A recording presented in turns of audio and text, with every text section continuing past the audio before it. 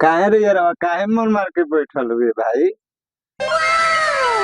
अब का बताई तोरा के कुछ कहलो नहीं खे जात, लेकिन तू आपन आदमी बाड़े, ए से तोरा के बता दिहल ही उचित बा।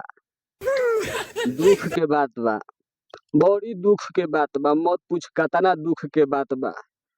कौन सबसे अइसन ई बात? बात बतावहू लायक नहीं खे, लेकिन तू खास आदमी बाड़े न, यही से तोरा के बता देतनी।